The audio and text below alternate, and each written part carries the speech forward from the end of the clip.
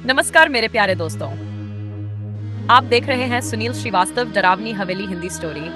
अगर आपको सच्ची डरावनी कहानियां सुनना पसंद है तो अभी हमारे चैनल को सब्सक्राइब कर लीजिए और कमेंट में लिखिए, मैं तैयार हूं डर के लिए।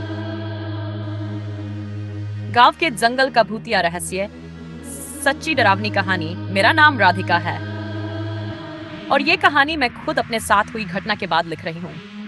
हमारे गांव के पीछे एक बहुत घना जंगल है।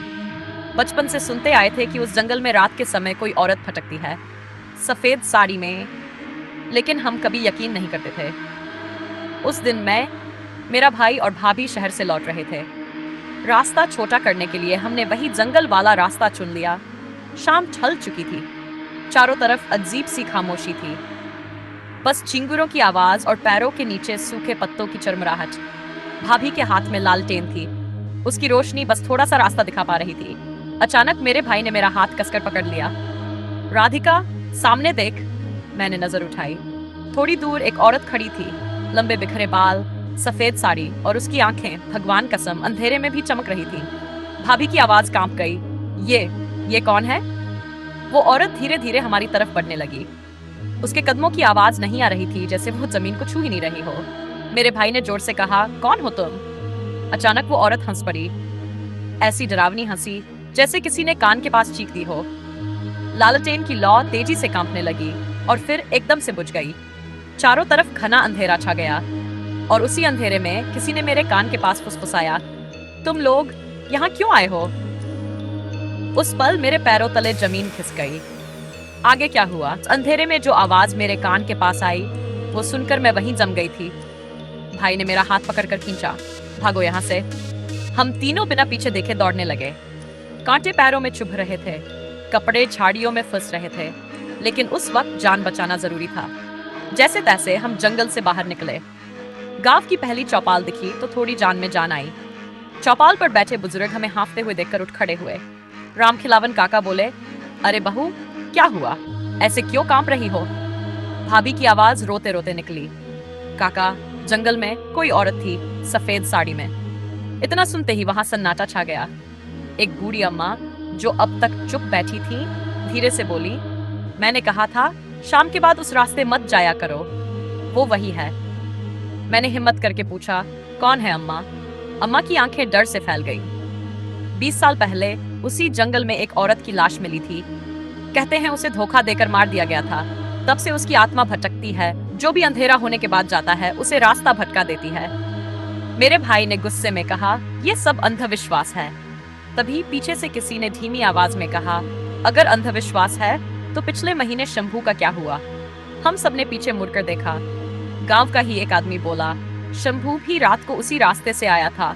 सुबह उसका शरीर जंगल के किनारे मिला, आंखें खुली हुई, जैसे किसी को देखकर डर गया हो।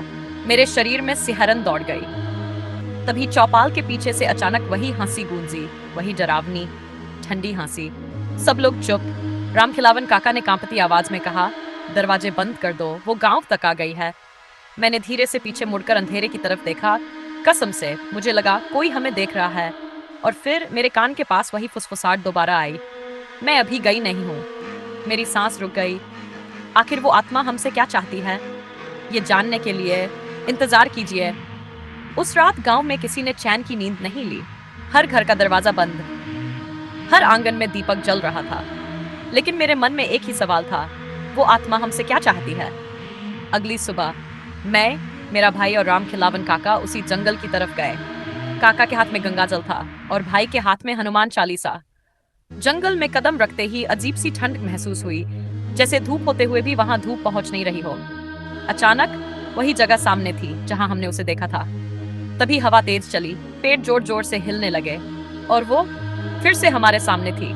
सफेद साड़ी, बिखरे बाल और इस बार उसकी आंखों में सिर्फ गुस्सा नहीं, दर्द भी था।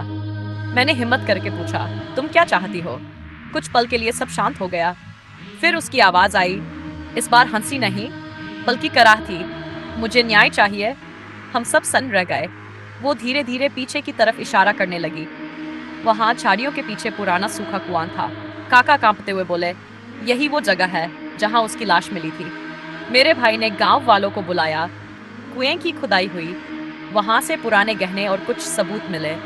जिससे पता चला कि सच में उसके साथ धोखा हुआ था। गांव के ही एक आदमी ने लालच में उसकी जान ली थी, जो अब जिंदा नहीं था। गांव के पंडित ने विधि विधान से उसकी आत्मा की शांति के लिए पूजा करवाई। पूजा के दौरान अचानक तेज हवा चली और फिर सब शांत हो गया। उस दिन के बाद जंगल से कभी कोई हंसी नहीं आई, कोई फुसफुसाहट नहीं सुनाई दी। लेकिन आज भी जब मैं उस रास्ते से गुजरती हूँ तो दिल में एक अजीब सी सिहरन जरूर उठती है, क्योंकि मैंने अपनी आंखों से देखा है कुछ कहानियां सिर्फ डरावनी नहीं होती, वो अधूरे इंसाफ की चीख होती हैं। अगर आपको ये सच्ची घटना पसंद आई तो हमारे चैनल सुनील श्रीवास्तव डरावनी हवेली हिंदी स्टोरी को जरूर सब्सक्राइब कीजिए। फिर मिलेंगे एक और नई रोंगटे खड़े कर देने वाली कहानी के साथ। समाप्त।